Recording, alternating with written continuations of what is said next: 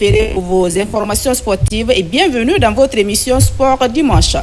Sport Dimanche, à mode, femmes et sport, vous le savez, aimables téléspectateurs, l'humanité tout entière a célébré le 8 mars dernier la journée internationale des droits de la femme et nous sommes toujours dans la ferveur donc de cette célébration tout au long donc de ce mois de mars.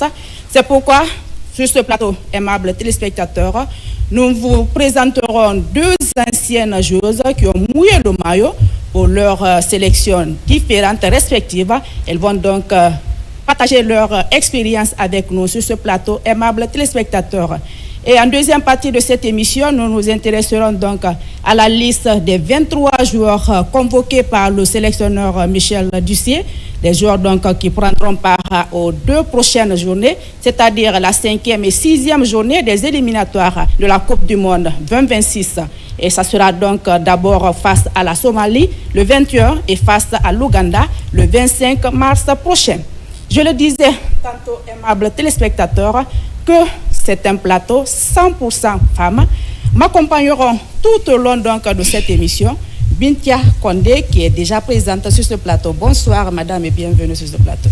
Bonsoir Mami, bonsoir à nos invités, bonsoir Matiza et bonsoir à nos millions de téléspectateurs. Fatoumata Matiza Souma également sur ce plateau. Bonsoir et bienvenue.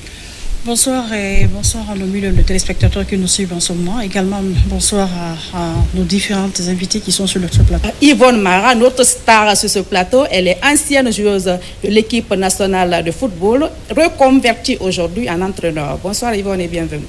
Bonsoir madame, bonsoir nos téléspectateurs et téléspectatrices. Voilà, Khadja Mbalia Sangaré est de la 3e génération de l'équipe féminine de basketball. Bonsoir Khadja et bienvenue. Bonsoir, madame. Ça fait plaisir, en tout cas, de vous retrouver sur ce plateau. Le plaisir est partagé ouais. De participer à cette émission oui. Et puis d'échanger et de communiquer et de faire des propositions. Voilà, c'était ça d'ailleurs ma première question. Ça vous fait quoi de vous retrouver sur un plateau animé que par des femmes? Et on doit parler d'un sujet que beaucoup pensent appartenir aux hommes. En fait,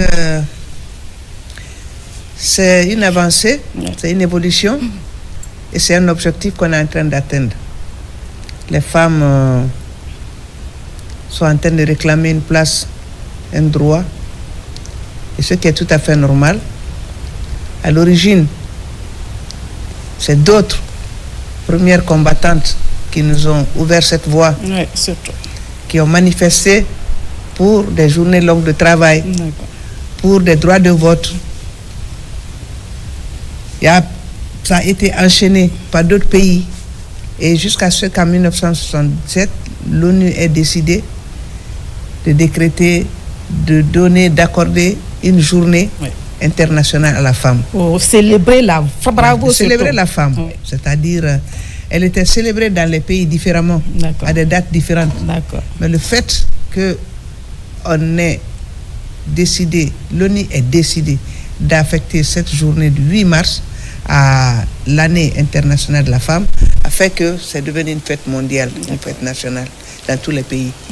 Donc, de plus en plus, ce qui a commencé petit est devenu grand et ça a embrassé toutes les nations. Donc, moi, je me félicite qu'on ait aujourd'hui la voix au chapitre, qu'on puisse nous exprimer, qu'on puisse dire ce qu'on veut, que ce soit accepté ou pas, c'est déjà une avancée. On l'exprime quand même, ce qui est bien dit. Donc, Bintia Kondé, Fatoumata Matiza Souma, nous avons nos invités sur ce plateau. On va parler en tout cas de leur parcours dans les différentes sélections et leur vécu, leur expérience, les conseils qu'elles peuvent apporter à la nouvelle génération.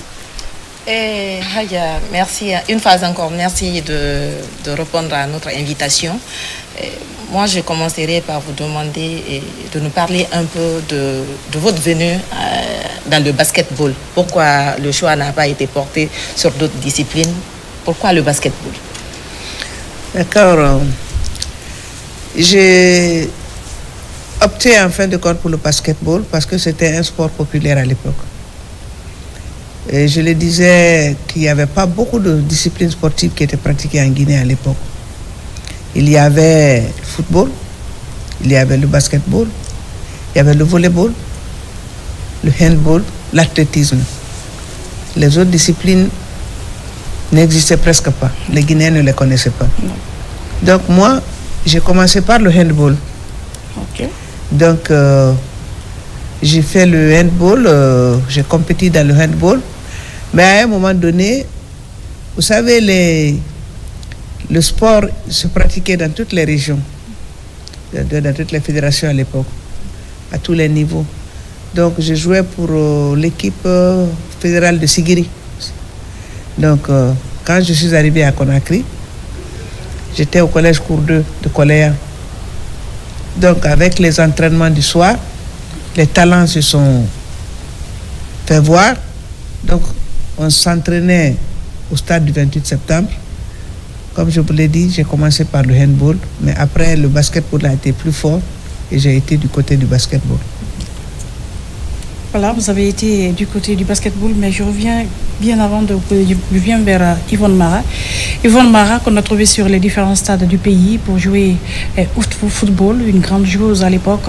Et aujourd'hui, Yvonne Mara, entraîneur national. Alors, Yvonne, expliquez-nous un peu votre parcours footballistique et ensuite cette mutation que vous avez faite. Merci de m'avoir donné la parole. Bon, c'est une chaîne qui est très longue. Quand je vais rentrer dans les détails, on va passer toute une journée ici à parler sur ma carrière. Parce que j'ai pas mal joué dans les différents pays. Bon, mon début a été très difficile parce que je suis issue d'une famille qui est un peu pauvre. J'ai commencé mes débuts à Kissidougou. Là-bas, on m'a repéré dans des tournois inter-écoles. Une fois, j'ai été vu là-bas, je suis venue dans l'équipe préfectorale de Kissidougou. Maintenant, de là, il y avait autant du gouverneur Mbemba Bangoura. On organisait un tournoi scolaire dans les régions. Donc, comme Kissidougou est de la région de Farana, on nous a détectés pour venir rejoindre l'équipe préfectorale de Farana. Donc, on est parti, on a représenté cette journée. On est parti à l'Abbé. C'était ma première compétition ici. De là-bas, c'était en 2006. À l'époque, c'était l'entraîneur Faber qui était le sélectionneur national. Paix à son âme aujourd'hui. J'ai été sélectionné la première fois dans l'équipe nationale, c'était en 2006 par le coach Faber. Donc, ce tournoi, c'est la région de Farana qui a rapporté les meilleures joueuses, meilleures buteuse.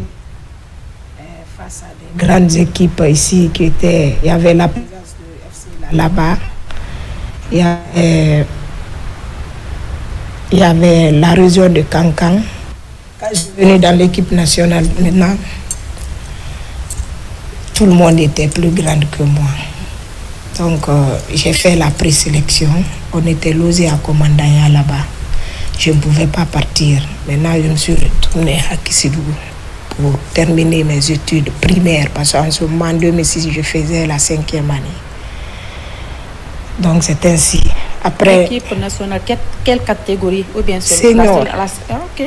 Senior. Donc, toi, tu es venu directement dans l'équipe senior. Catégoriquement vu. Catégorie cadette. Pas cadette. Okay. Je suis venue directement dans l'équipe senior, là où j'ai trouvé les Cécile, les Christine, les Tantibuntu, les Abedi.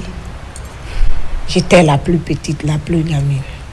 Maintenant, quand je me suis retournée à Kissidougou pour entamer mes études, dès que j'ai eu mon examen, mon papa m'a fait venir à Conakry. C'est maintenant FC là-bas m'a récupéré. Donc, à Conakry ici, j'ai fait qu'un seul club, FC là-bas. Maintenant, c'est FC là-bas qui s'est transformé aujourd'hui en Orea AC. Okay. Après FC là-bas, je suis partie. Ma première sélection, je suis partie quand j'ai joué en 2010 contre le Mali. J'ai claqué un doublé là-bas face aux autorités maliennes. J'ai été sélectionné, on m'a sélectionné dans le club FC Mandel là-bas, une équipe de la première division série dames. Donc, c'est ainsi ma carrière professionnelle a commencé. En 2010. En 2010, à Bamako. Et après, là-bas, j'ai eu un stage au Maroc, mais c'est une zone que moi, Yvonne, j'aime pas beaucoup. Sinon, le club dont j'étais, le président m'aimait.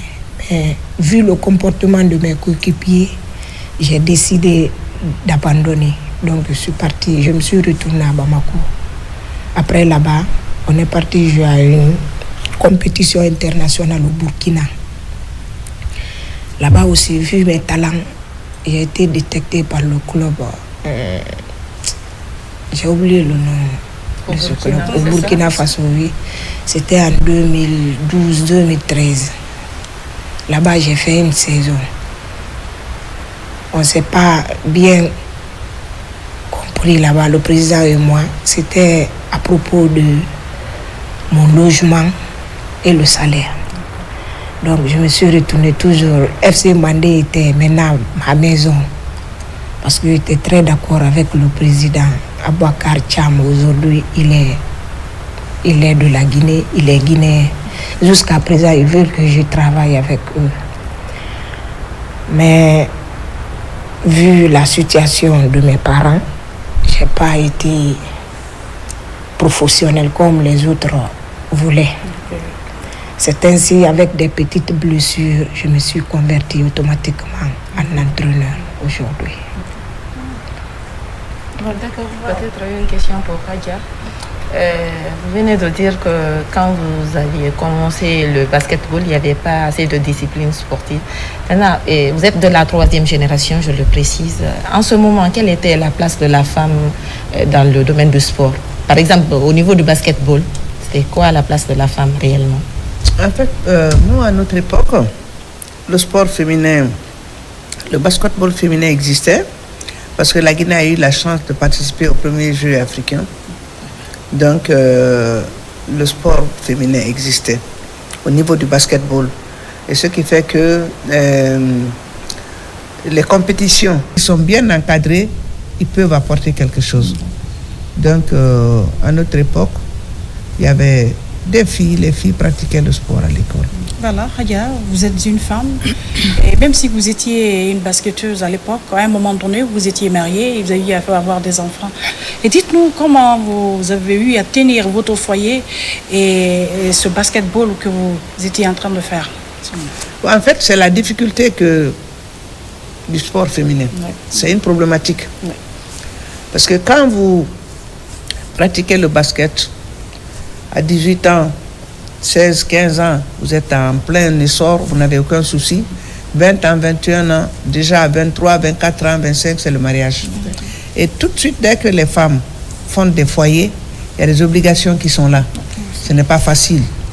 Et l'évolution qu'on a maintenant, le dispositif qui est maintenant là, n'existait pas avant. Pour faciliter à la femme, n'est-ce pas, de tenir les deux. Et vous le savez plus que moi que dès qu'il y a mariage, il y a vie de famille, il y a des naissances qui arrivent. La maternité. Donc, et tout de suite, il y a un désintéressement. Rarement, vous verrez des femmes mères dans le sport. Oui. Nous, on a vécu ça quand nous venions contre Pita. On a des basketteuses qui sont venues à Conakry avec leurs enfants, avec Bella. Parce que c'était vraiment à l'époque un vrai challenge, n'est-ce pas? Il y a des filles mères qui sont venues avec leurs enfants, bon, qui allaitaient même, mais qui participaient aux compétitions. Mais vous voyez, une compétition internationale, tu ne peux pas prendre une fille mère, l'envoyer par exemple à l'extérieur du pays. Et souvent, c'était des grossesses non désirées. Mais une fois que tu es au ménage, ce n'est pas souvent évident. Praticable, pratique même à l'époque pour les hommes. Laisse ça maintenant, tu es femme mariée, tu vas t'occuper de ton ménage.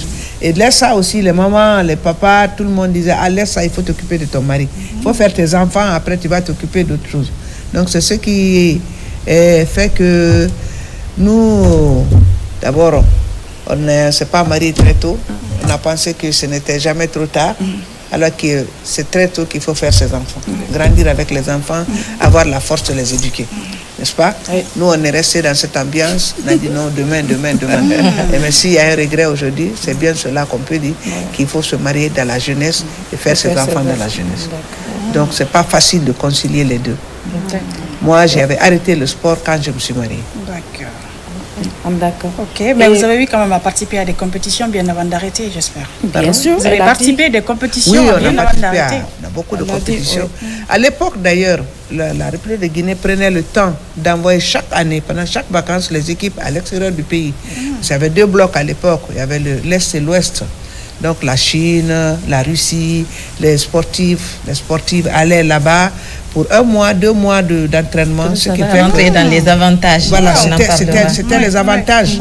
Et ce qui fait qu'on avait de très bonnes équipes à l'époque. Surtout ça. Maintenant, parce qu'il y a beaucoup qui sont aujourd'hui méfiants, qui se posent la question comment est-ce que je peux pratiquer une discipline sportive et puis m'en sortir et avoir des avantages. Vous avez de l'expérience par rapport à ça. Qu'est-ce que vous avez à dire par rapport à tout ça, à ces filles-là qui sont encore réticentes, qui ne veulent pas venir pratiquer une discipline sportive? L'avantage surtout de la pratique du sport, voilà, pour la femme. Le sport développe le mental. Il crée des relations.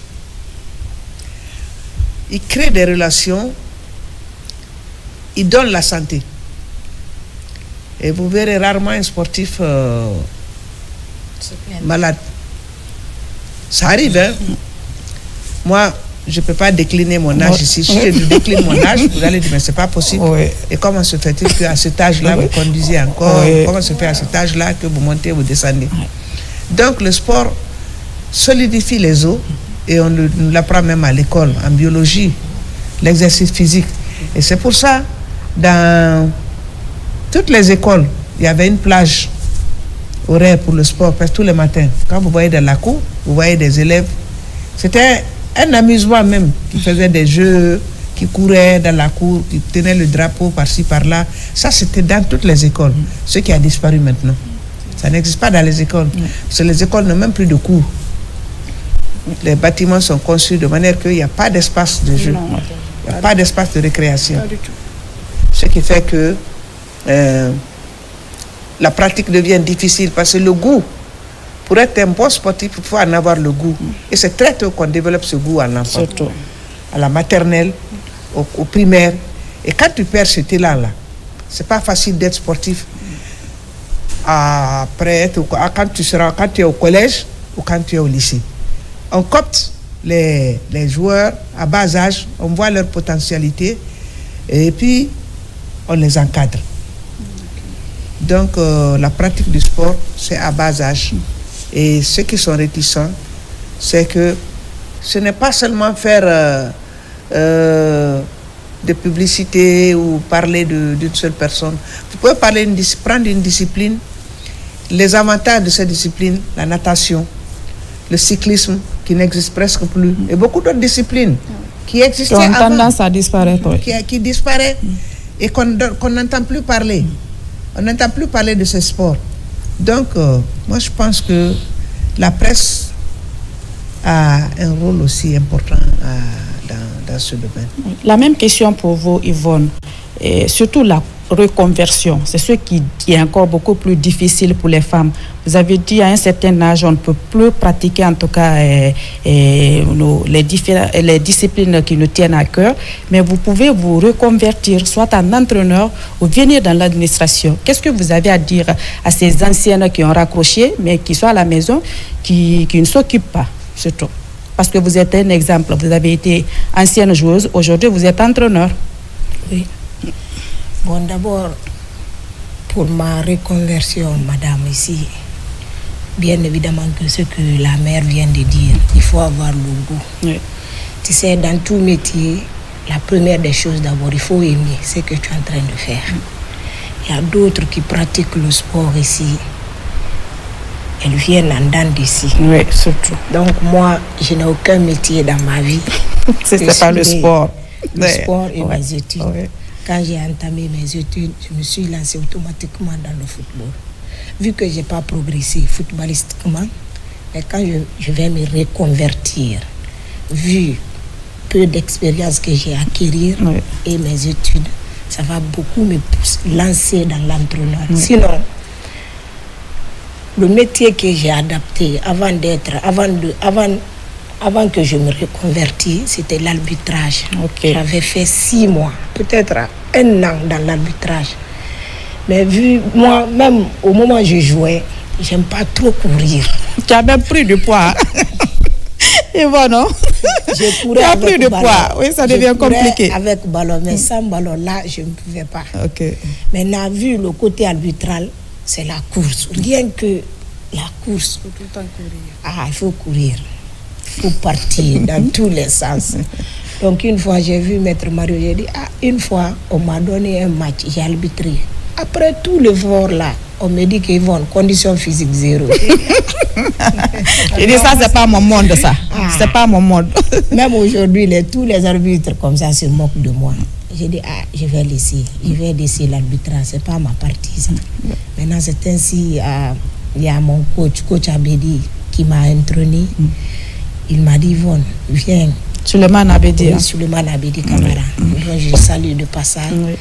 Il m'a initié dans l'entraîneur. Donc, il m'a envoyé, il était à Sort. J'étais au début son stagiaire. Après, petit à petit, il me montrait des trucs, des exercices, la tactique, comment faire. Yvonne, tu es une femme, il ne faut pas rigoler avec les hommes. Une fois sur le terrain, il faut être serein, ne rigole pas. Exigeant surtout, exigeante, oui. Ouais, parce que tu es une femme. Et les footballeurs de la Guinée sont en une seconde ici, ils peuvent se foutre de toi. J'ai dit, ok, j'ai suivi ses consignes. Maintenant, elle a dit, hors du terrain, tu peux jouer avec eux, mais une fois dans le terrain, il faut couper tout, tu te mets au travail. C'est comme ça qu'il me proposait des conseils. J'ai fait 6 ans avec lui. 6 ans? Oui. Wow. Quand il était à Sort, j'ai commencé mon métier d'entraîneur en 2017. Donc, après là-bas, il m'a envoyé dans son académie Sainte-Marie. Donc, quand je prenais les exercices dans Sort en Ligue 1, je partais automatiquement dans son académie pour m'exercer. Donc, c'est la raison pour laquelle aujourd'hui je suis un peu forte dans la matière. J'ai la maîtrise un peu. Côté d'entraîneuriat, je n'ai pas eu trop de difficultés. Parce que vu que j'ai étudié, donc je connais maintenant comment m'exprimer. Ce qui était plus difficile pour moi, c'est de faire la prise en main. Parce que vu que la prise en main côté d'entraîneur ici, tu vas faire arrêter plus d'une trentaine de joueurs. Maintenant, parler devant eux, expliquer le thème, la séance d'aujourd'hui, comment faire. C'est ça qui me fatiguait beaucoup. Maintenant, Abedi m'a donné des cours, Yvonne. Quand tu t'arrêtes face à un groupe d'hommes, ne fixe pas les gens. Par là, si tu as un... c'est pas évident. Oui, c'est pas évident. Oui, mais au fur et à mesure, oui, voilà, vous vous adaptez. Au fur et à mesure, maintenant, c'est comme ça que je me suis adaptée. D'accord. Cynthia, tu avais une question? Oui, et tout à l'heure, quand Yvonne parlait de sa carrière, on a senti que Yvonne a toujours une envie de revenir. Qu'on voit Yvonne sur une pelouse en train de mouiller le maillot. Mais là, la carrière d'une femme est courte. C'est pas comme les hommes. Il y a des blessures qui s'interposent et qu'il y a beaucoup de facteurs qu'elle a cités. Est-ce qu'aujourd'hui on peut dire que vous avez eu une carrière anticipée ou bien se reconvertir a été une décision personnelle? Bon, j'ai eu une carrière anticipée parce que je ne pouvais plus. Je suis la deuxième fille de ma famille et vu la position de mes 2 parents, je ne pouvais plus. Je ne pouvais plus laisser la famille partir. Là où je pars, il n'y avait pas beaucoup d'argent en ce moment. Le peu que je gagne, que j'entretiens ma personne, j'envoie dans la famille. Donc vous avez vu, j'ai vu ça. J'ai décidé carrément de me reconvertir en entraîneur. Parce que quand je me suis reconvertie, j'ai vu l'importance. J'ai vu aussi, parce que je ne pouvais pas progresser. Je ne pouvais pas. Il y avait les contrats qui venaient. Mais qui va m'acheter les billets d'avion pour partir? D'accord. Ce sont des problèmes. Voilà, Mathisa, pour ce premier thème, Et voilà. Permettre de clore. Ah, ok. Donc, le premier thème, parce qu'on va rester avec elle pour parler de la problématique de la pratique du sport féminin en général. Peut-être sur sa carrière. Bon, justement, moi, je voulais juste poser la question. Yvonne mariée, Yvonne aussi est entraîneur. Alors, comment Yvonne parvient à joindre les deux bouts à la fois? Bon, gloire à Dieu, aujourd'hui, je remercie mon mari de passage parce que c'est un homme qui aime le sport. C'est là ma chance. Parce que si je me mariais à un homme qui ne connaissait rien de ton monde, de mon monde, bon, oui, ça allait être compliqué, voilà, très difficile compliqué. pour beaucoup de femmes. Ouais, parce que j'ai un homme aujourd'hui qui m'a joué, qui aime même le football. Dieu n'a pas donné l'argent si tôt. Sinon, lui, j'avais tellement confiance en lui qu'il pouvait m'aider. Okay. Maintenant, avant que l'argent n'arrive, trop tard, j'ai rapproché le magre. Il me soutient quand même dans mon métier d'entraîneur. Je sais s'il y a des opportunités, il peut m'aider franchement. Donc c'est la raison pour laquelle je gère les deux côtés. Je pars à mes entraînements, je sors à quelle heure je veux, je rentre à quelle heure. Donc dans ma famille, j'ai un enfant d'abord. Quand je sors, il y a ma petite soeur, parce que j'ai amené mes frères avec moi à la maison. Il y a ma petite soeur qui s'occupe de mon fils. Et le reste du ménage à la maison. Ça, c'est bien, ça. Voilà. Donc, chapeau pour ton mari. Oui, c'est ce qui nous amène d'ailleurs à changer de thème et à parler maintenant de la problématique de la pratique du sport féminin dans son ensemble. Vous avez été des internationales, vous avez mouillé le maillot pour des équipes nationales, représenté la Guinée partout. Aujourd'hui, c'est cette tendance qui disparaît peu à peu avec nos différentes sélections féminines. Vous prenez le football, pratiquement ça ne se joue pas. Le championnat n'est pas intégral. Ailleurs, le championnat se joue intégralement. Vous prenez le basketball, les filles. J'ai accompagné plusieurs fois ces dames-là à l'afro-basket qui ne parvenaient même pas à franchir le premier tour.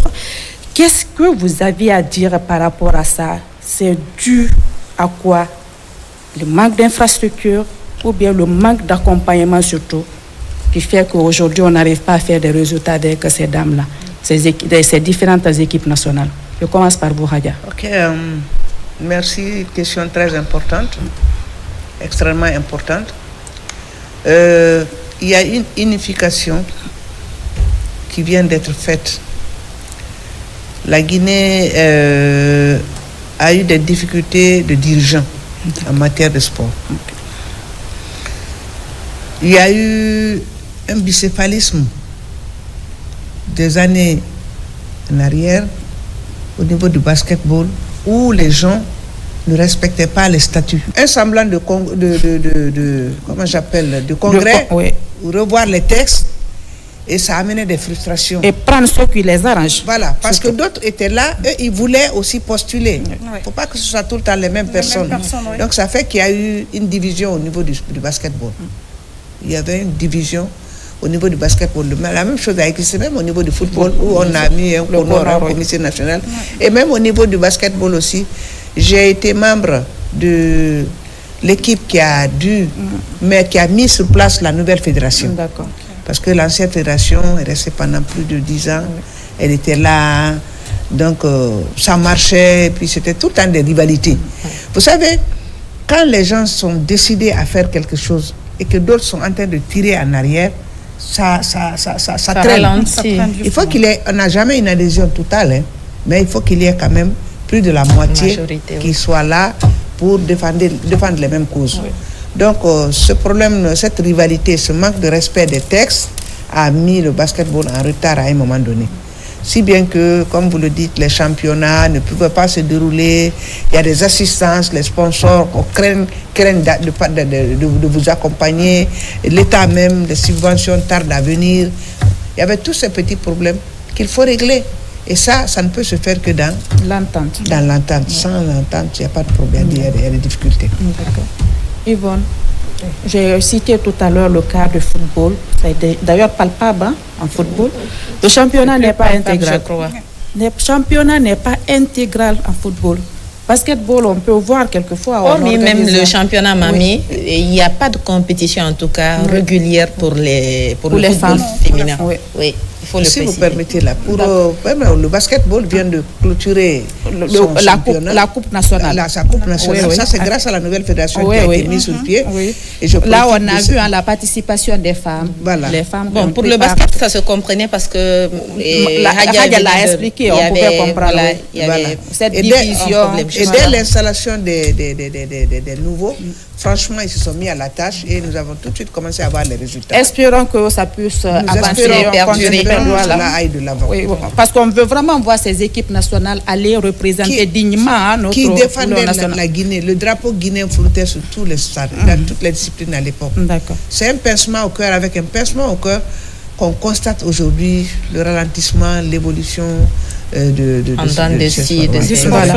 Yvonne, la même question pour vous, parce qu'on le disait en football d'ailleurs, parce que c'est à l'approche des compétitions comme les éliminatoires, par exemple, de la Coupe d'Afrique des Nations ou bien de la Coupe du Monde, on réunit les femmes et puis on les met devant les faits accomplis pour les demander d'aller représenter dignement le pays. Ben, déjà, des résultats qui ne sont pas préparés à l'avance. Qu'est-ce que vous aviez à dire par rapport à ça, parce que vous vivez ça à longueur de journée? Bon, moi, ce que je peux dire sur ce côté, vous savez, avec la nouvelle présidente Binta, que je salue de passage, elle est une dame forte, courageuse. Seulement ici, c'est l'accompagnement qui lui manque, parce que, elle n'est pas trop dans la matière. Vous savez, si vous nommez quelqu'un à un poste dont elle ne maîtrise pas trop, forcément il y aura des tâtonnements ici. Sinon, elle a un cœur au lion. Parce que j'ai voyagé avec elle en 2022 sur le Sénégal. Elle a fait tout son mieux. Tout. Mais elle nous a expliqué, moi surtout, parce que moi je l'ai demandé, j'ai dit, madame, quand vous êtes venu ici, votre but ici, si vous voulez que vous restez ici, organisez le championnat. Maintenant, elle m'a expliqué, elle a dit, Yvonne, est-ce que tu sais que le championnat que j'ai organisé vient dans mes propres fonds? J'ai dit, madame, mais comment ça? Tu es la présidente, non? Elle a dit oui, mais je suis venue, il n'y a rien à la fédération, il n'y avait rien. J'ai dit, là quand même c'est difficile. J'ai dit, il faut faire l'appel à Bouba Sampil pour qu'au moins il t'aide un peu dans le financement. Il a dit, c'est raison pour laquelle le championnat est stoppé, parce qu'on avait promis les équipes, les indemnités. Donc moi, j'ai pu donner 15 millions aux 14 clubs. Maintenant, le reste, je ne peux pas, parce que je ne sais pas là où prendre. J'ai dit, madame, quand même, il faut te battre pour nous. Sinon, il y a des joueuses en Guinée, il y a des joueuses avec le championnat. Je te le jure, il n'y a aucun pays en Guinée, aucun pays en Afrique qui peut rivaliser. Bien sûr, on le voit, il y a ces filles qui sortent pour aller... Malgré ce qu'elles sont en train de vivre, quand même, elles font de leur mieux. Malgré, on n'a pas de championnat. On a commencé à limiter les dégâts. On n'a pas de championnat. Parce qu'on ne prend plus de score fleuve. Voilà, on n'a pas de championnat. Mais regardez comment est-ce que les filles se battent. On n'a pas de championnat. Vu que on a un championnat régulier, maintenant il faut que la fédération aide cette dame-là. Il faut qu'on l'aide. Ça ne peut même pas être comme une doléance, parce que là, on dévoie. Il y a 30% quand même déboursés par la FIFA pour accompagner le football féminin. Et aujourd'hui, voir un simple championnat, et puis dans l'année, on n'a que ce championnat. Peut-être pour un premier temps, on peut se contenter avec ce championnat. Mais on peut organiser d'autres compétitions. Nadia vient de le dire avant, c'était à l'école, on préparait les équipes nationales. Aujourd'hui, je crois que ce facteur-là peine beaucoup, et puis ça pénalise même les entraîneurs. Parce que quand vous avez à la base, vous avez des joueuses déjà, vous avez des clubs, et à l'école, il y a déjà des équipes préparées. Oui. Quand il y a eu, pour faire une sélection, ça serait pas difficile, ça devient plus facile. Oui. Donc, parce que pour moi ici, je prends toujours l'exemple sur les dames. L'équipe nationale, série dames souffre vraiment. On peut sortir à une compétition. Je prends un exemple. Nous sommes partis au Sénégal. Les U20, on est partis jusqu'en demi-finale sans rien. Comment est-ce que les joueuses peuvent c'est l'accompagnement déterminer? C'est l'accompagnement, justement. Parce que les joueuses, on était le même hôtel que les Libériennes. Eux, on était assises là-bas à la réception. Leur primaire. C'est gênant même. C'est C'est pas que le football. Voilà. Nous, on était dans le staff ici de descendre sur les joueuses. Nous ne sommes pas là pour ça. Jouer. Quand on est en finale, la présidente va faire quelque chose pour vous. On n'avait rien. Mais nous, étant les encadreurs ici, notre rôle, c'est quoi? C'est de calmer les joueuses pour partir jusqu'à l'objectif. Maintenant, nous sommes limités en demi-finale. Toujours les joueuses étaient là-bas, moralement abattues. Ça pénalise. Ouais. Ça pénalise. La dame Binta, elle a beaucoup fait pour nous. Parce que là-bas, vu elle n'avait rien, elle a donné 10 000 à chaque joueuse. Nous, le staff, on peut gérer. Oui. On peut gérer. Mais elle ne peut pas continuer parce que ce n'est pas son rôle. Voilà. Elle ne peut pas continuer à faire. Normalement, ce n'est pas elle qui doit financer.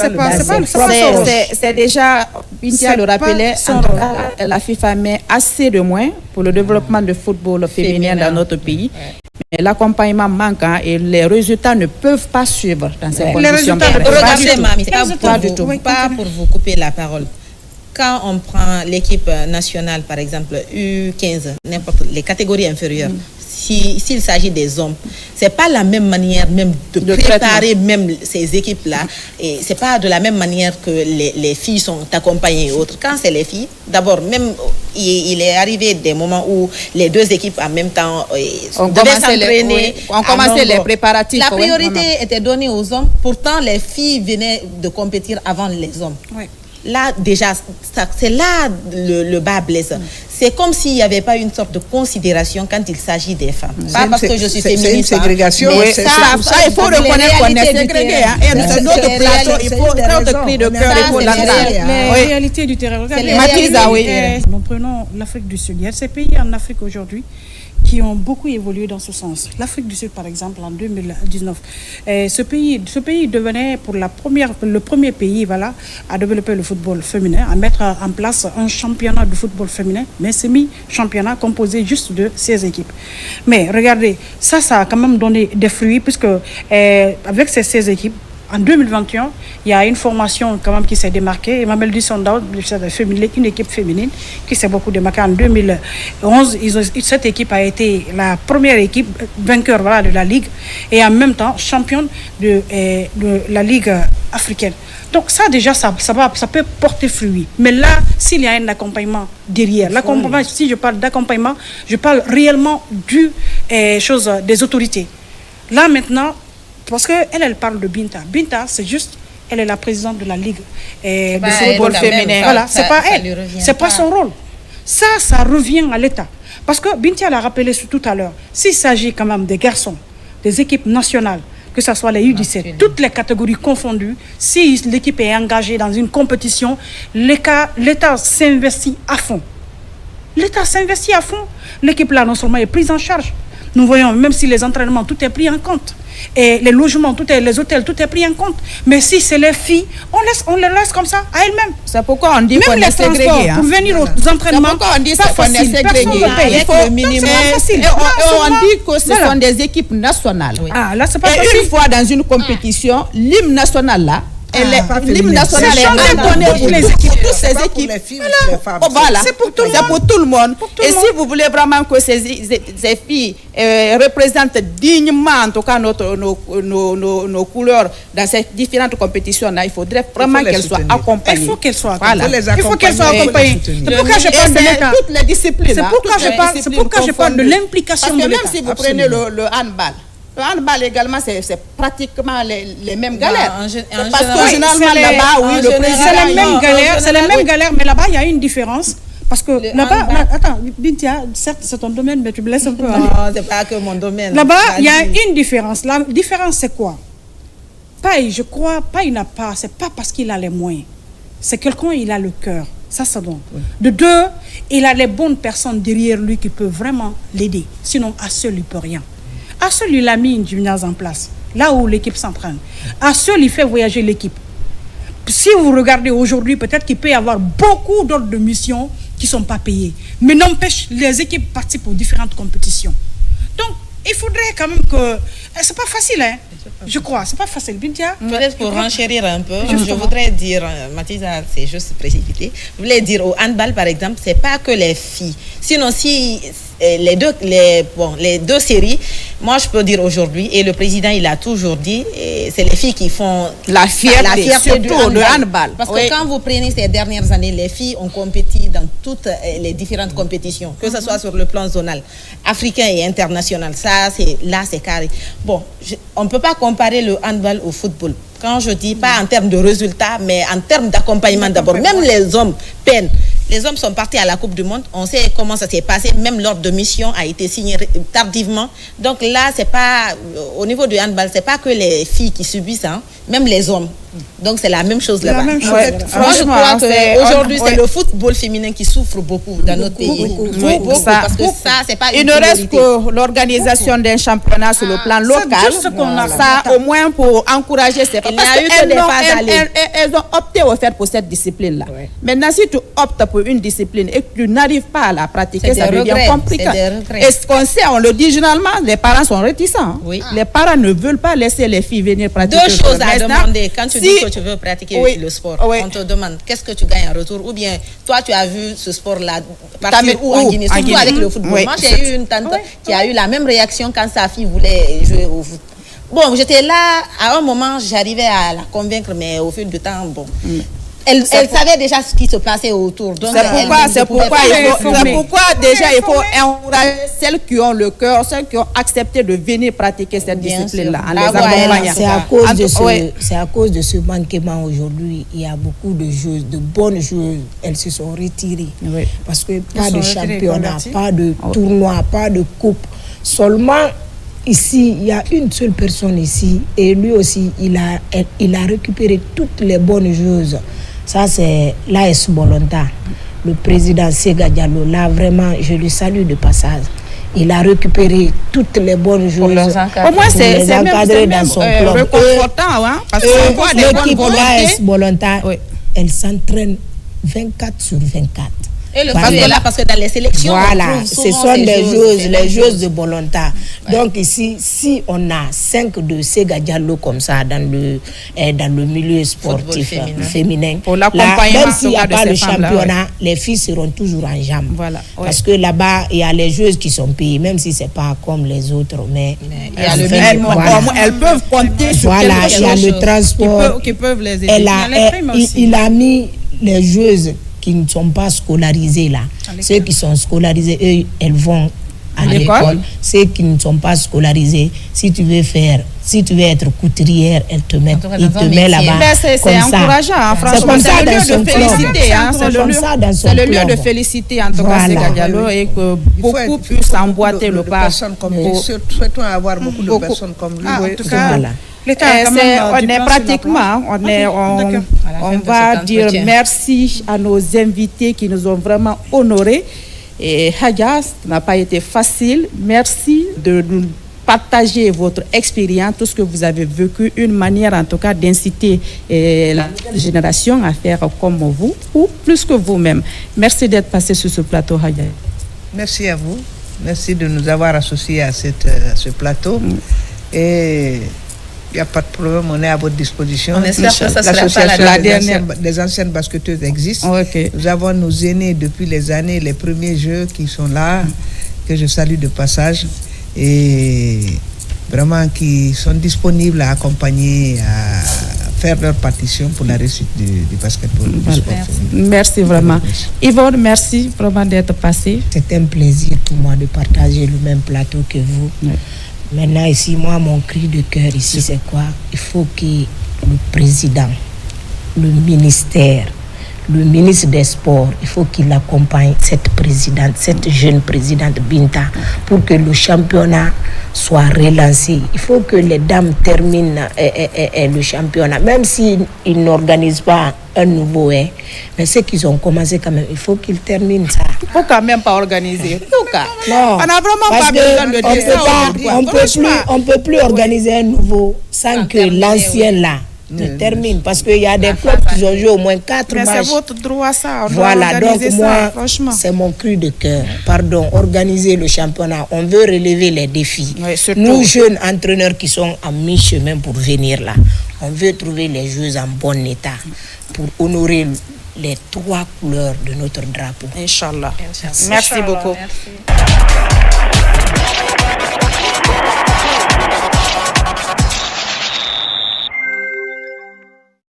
Je le disais tantôt, aimables téléspectateurs, que pour ces matchs de la 5e, 6e journée des éliminatoires de la Coupe du Monde Jeune Afrique, le sélectionneur Michel Dussier a publié une liste de 23 joueurs. La Guinée recevra donc la Somalie le 21 mars à Abidjan à 21h GMT avant d'aller défier l'Ouganda le 25 mars prochain à Kampala. Le match de Kampala se jouera donc à 16h GMT. Voici donc la liste des joueurs convoqués. Il y a 3 gardiens de but. Il s'agit de Moussa Kamara, Mori Keita et puis Soumaïla Silla, 8 défenseurs. Mohamed Ali Kamara, Antoine Conté, Ibrahima Sori Conté, Ibrahima Diakité, Mouktar Diakhabi, Dembo Silla, Isiaga Silla et Sekoumar Silla. 6 milieux du terrain, il s'agit de Ibrahima Sori Bangoura, Agibou Kamara, Madi Kamara, Sedouba Sissé, Moïlaï Silla et puis Ablet Touré. Et puis il y a également 6 attaquants, Aliou Badara Baldé, Al-Gassim Ba, Yadali Diaby, Kande Diawara, François Kamano et Serou Girassi. Donc, ce sont ces joueurs qui sont convoqués pour jouer la 5e et 6e journée de ces éliminatoires de la prochaine Coupe du Monde qui va se jouer en 2026. Donc, Bintia Kondé, Fatoumata Matiza Souma. Sur cette liste, je le disais tantôt, il y a 3 gardiens de but. En tout cas, Moussa Kamara qui devient régulier sur les joueurs en tout cas convoqués par Michel Dussier, même si beaucoup étaient réticents par rapport à ces bouts qu'il faisait, mais maintenant là, il a repris conscience, surtout sa performance en club. Aujourd'hui, il mérite amplement en tout cas cette sélection. Je commence par vous, Bintia Kondé. Oui, mamie, d'abord, on va faire nos propres analyses, on va poser nos propres questions et répondre à nos on n'a pas le choix, on va parler de réponses ça, parce la que non-tenue là, de cette conférence de presse. C'est une liste qu'on nous jette souvent au visage.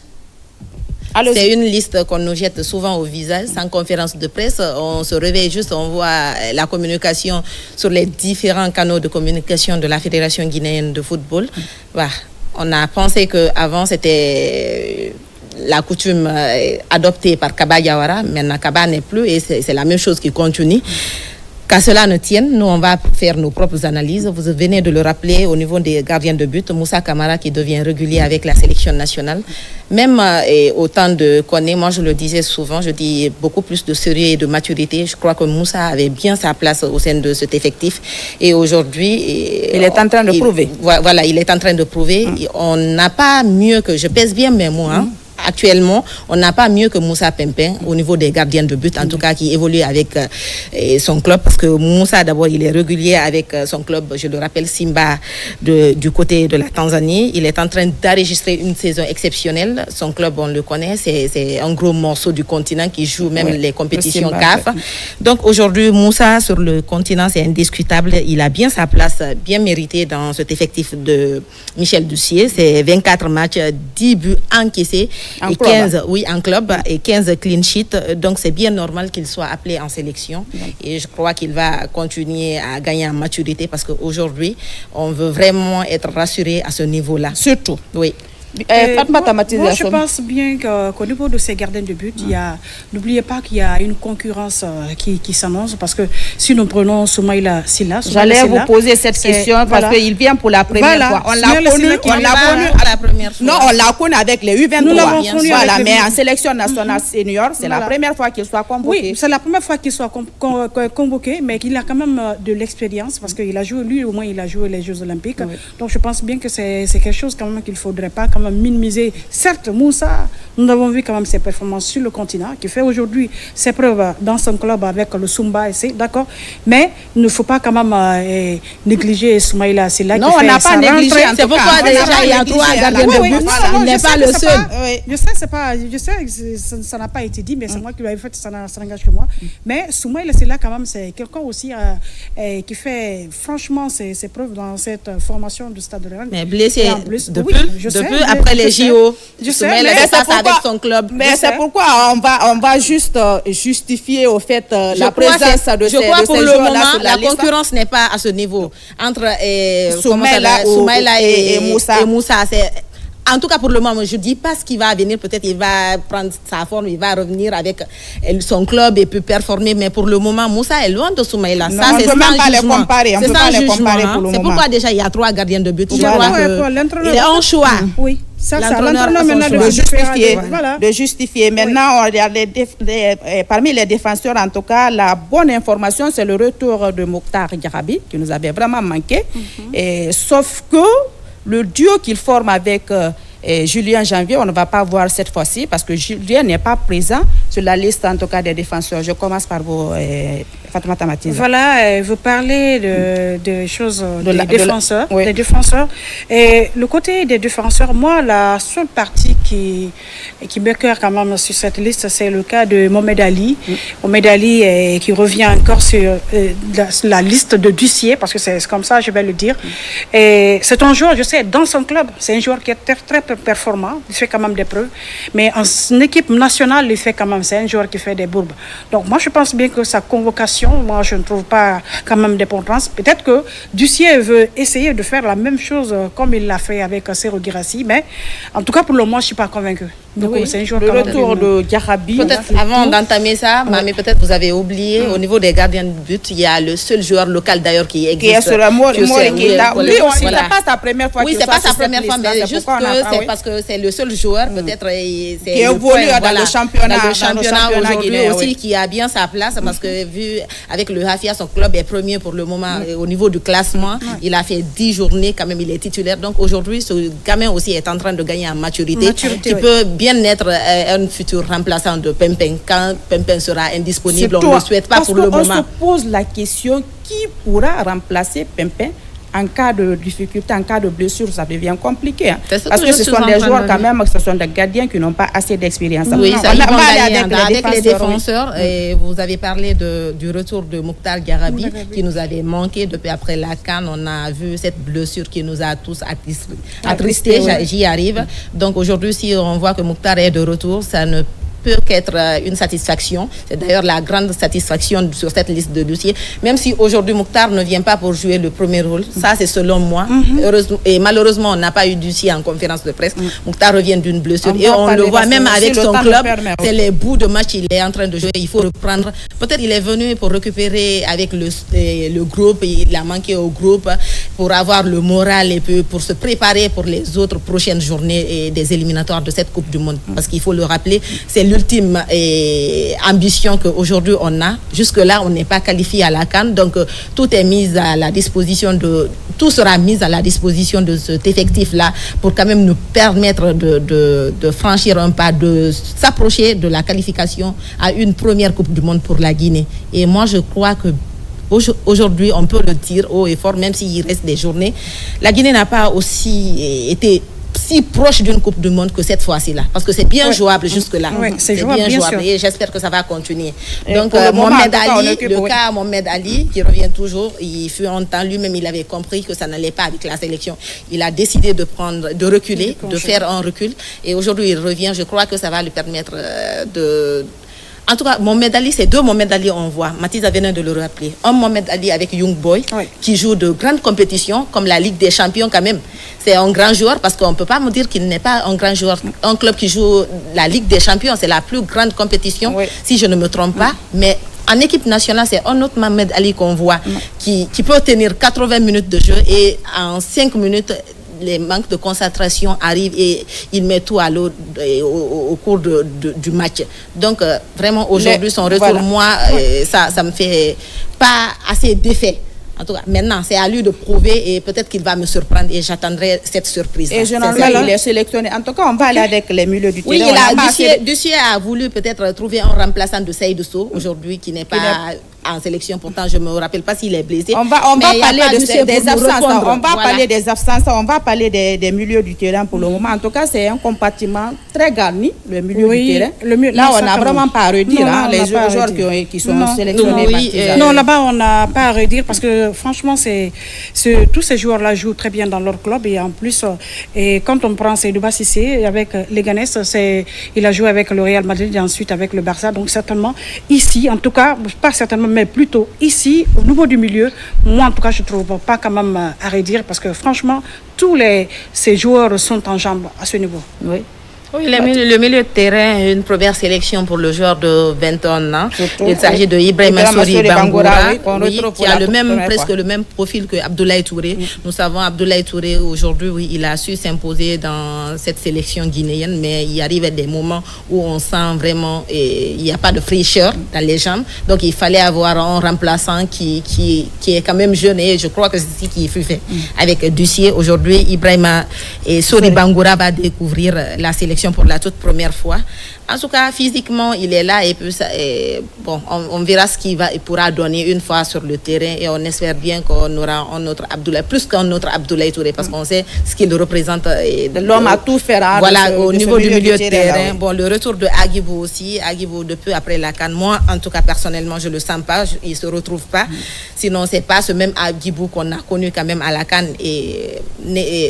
peut-être à part son match contre l'Algérie, là on a vu un autre Agibou étincelant, exactement. Peut-être qu'il va nous servir plus que ce qu'il nous a servi lors du match contre l'Algérie. Voilà, ce qu'on a déjà vu. Et au niveau des attaquants également, franchement, on n'a pas à redire, sauf pour le retour également d'Al-Gassim Ba. D'ailleurs, je ne comprends pas. Parce que franchement, là, avec Al-Gassim Ba, on ne comprend pas vraiment sa venue. Parce que c'est un joueur qui n'a pas. Non, il n'a pas le temps.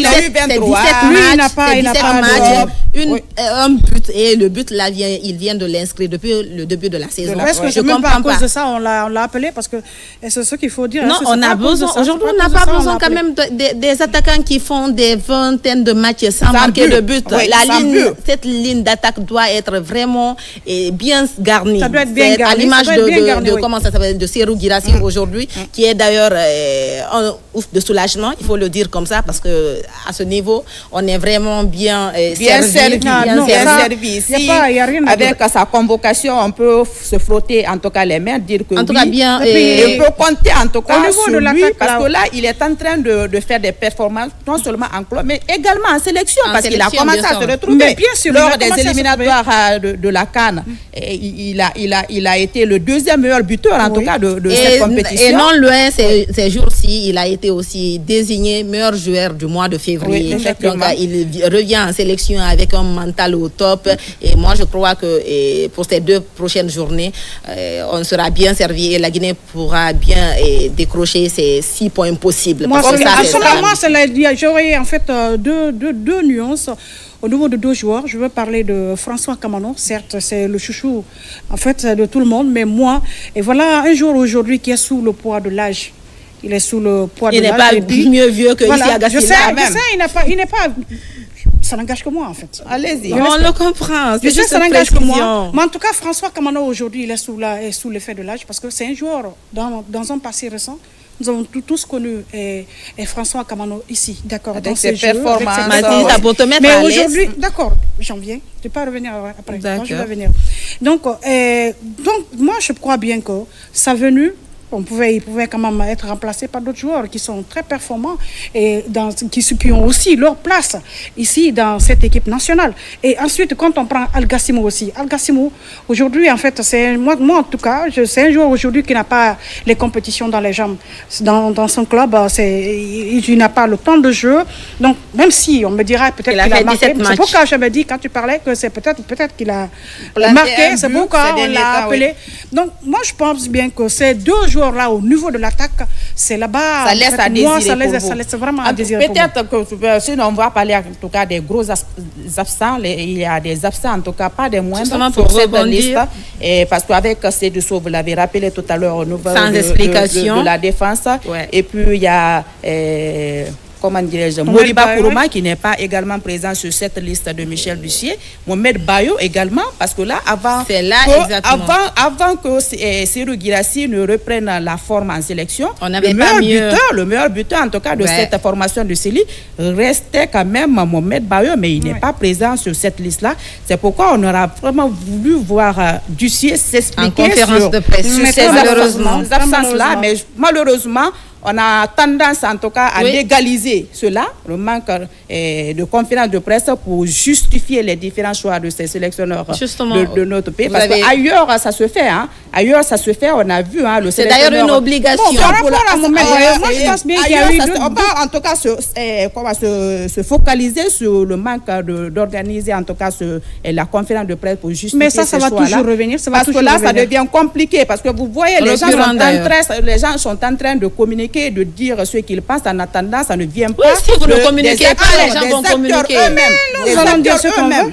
Ça devait normalement venir de ces acteurs-là qui ont publié cette liste-là, dire, parce que ça a été toujours comme ça. On a connu comme ça, mais pas maintenant. On ne peut pas, en tout cas, voilà, du cas de Mohamed Bayo. Oui. Je voudrais un peu revenir là-dessus et selon les dernières informations que nous avons recoupées, il aurait pris cette décision à cause d'une conversation officielle.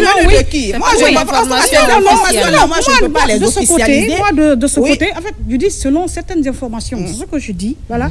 Et voilà, qu'il aurait parlé avec Michel Bussier, c'est selon ce que les gens ont dit. Et Michel Bussier lui a dit quand même qu'il ne va pas jouer le premier rôle. Parce que le premier rôle, quand même, au niveau des attaques jouées aujourd'hui, c'est Serhou Guirassy. Et Serhou Guirassy, il n'y a pas d'explication. Il a toujours joué quand Serhou est là. Mais aujourd'hui, d'accord, mais sur papier, aujourd'hui, je n'en dis quand même pas. Franchement, moi, je ne peux pas maintenir. C'est pourquoi il faut organiser forcément. Non, il n'y a pas de problème. Mais aujourd'hui, sur papier, non, dans le Séli national aujourd'hui, dans le Séli national aujourd'hui, Serhou Guirassy plus Mohamed Bayo, il n'y a pas photo, je l'espère. Le premier rôle aujourd'hui joué dans le Séli national au niveau des attaques, je pense bien que Serhou Guirassy passe. Donc, Serhou Guirassy face à Mohamed Bayo, il n'y a pas photo. Et ça, c'est pas triché, c'est selon les performances. Voilà, il peut venir sauver quelque part. Il peut venir aussi sauver. À la place de Al Gassimou, un Al Gassimou qui n'a marqué qu'un but. Et ça, quand en 17 matchs, tu le prends pour laisser un Mohamed Bayo. Et on connaît tous Mohamed Bayo, ce qu'il a fait au sein de cette équipe nationale. Et aujourd'hui, il est en jambes, il est en activité. Pourquoi le laisser? C'est pourquoi on ne peut pas quand même comprendre cela jusqu'à preuve de contraire, jusqu'à ce que ça soit officiel, ce que Mathis vient de dire. Pour le moment, on dit que, on peut dire que il n'a pas été sélectionné. En attendant, oui. En attendant qu'on nous dise les vraies raisons. En attendant que les vraies raisons ne viennent des acteurs eux-mêmes. Et ces acteurs-là, ce sont les membres de la fédération. On est assoiffés. Et puis le sélectionneur lui-même, responsable. Moi, sur cette liste-là, Mohamed Bayo, surtout, ça me peine de ne pas le voir en sélection. Peut-être d'autres joueurs pouvaient se retrouver. C'est le cas de Aloba. Aloba qui a été excellent quand même dans le championnat avant d'aller du côté de l'Algérie. Mais peut-être on peut me dire à ce niveau, c'est parce qu'il vient d'arriver dans son club, il faut s'adapter, ça je comprends. Mais aujourd'hui, on n'a aucune explication pour le moment et que Mohamed Bayo ne soit pas sur cette liste. Néanmoins, on attend vraiment que l'entraîneur nous dise franchement comment il a pu quand même faire cette liste. Parce qu'il y a beaucoup de questions à se poser. Et c'est notre droit, franchement. Il y a beaucoup de questions à se poser autour de cette liste, franchement. Parce que c'est le droit en fait de tous les Guinéens. Ils ont besoin de savoir ce qui se passe. Même s'il faut passer dans le journal, donner des détails, franchement, ça nous ferait plaisir que de mettre seulement la liste sur une plateforme. C'est là-bas juste on va et moi pour prendre des informations. Je suis vraiment désolée, je suis vraiment navrée. Il faudrait que... franchement, c'est écœurant. On comprend mathématiques sur ma mesdames. Et on est obligé de se quitter parce que on joue en Côte d'Ivoire, mamie. Voilà, on joue en Côte d'Ivoire, notre deuxième pays actuellement. On joue en Côte d'Ivoire surtout. On va encore jouer en Côte d'Ivoire. Mais qu'est-ce qu'on veut? Mais qu'est-ce qu'on voulait qu'on fasse? On n'a pas le choix. Et puis on se pose la question, est-ce qu'on ne va même pas jouer c'est les derniers matchs de ces éliminatoires également en Côte d'Ivoire. Mais qu'est-ce que vous voulez qu'on fasse? L'évolution, en tout cas, quand on voit l'évolution du stade. Je crois pas. Sûrement, on va recevoir l'Algérie ici parce que c'est ce qui nous a été dit. Mais on avait dit qu'on allait recevoir également la Somalie ici. Mais on est en train de jouer le match du côté d'Abidjan. Une chose, 2015, 2025 va finir que la Guinée n'a pas encore. Non, on va recevoir. On va recevoir l'Algérie. Je te donne ma tête à couper. On a beaucoup à dire. On va accueillir l'Algérie ici et puis on va aller à la Coupe du Monde. On a beaucoup à dire. Merci en tout cas d'être passé sur ce plateau. C'est vraiment un plaisir de partager ce plateau avec vous. Plaisir est partagé. De partager un plateau avec mes grandes. Bintia Condé, merci d'être passé sur ce plateau. Merci bien Mamé. Merci à nos millions de téléspectateurs et j'espère qu'ils ont eu une belle compagnie avec les différentes invités.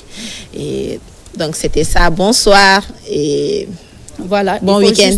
Il faut juste rappeler que le match contre la Somalie va se disputer le 21 à 21h GMT. Ça va se jouer du côté d'Abidjan avant de recevoir donc l'Ouganda le 25 mars prochain. Et à Kampala, donc le match va se jouer à 16h GMT.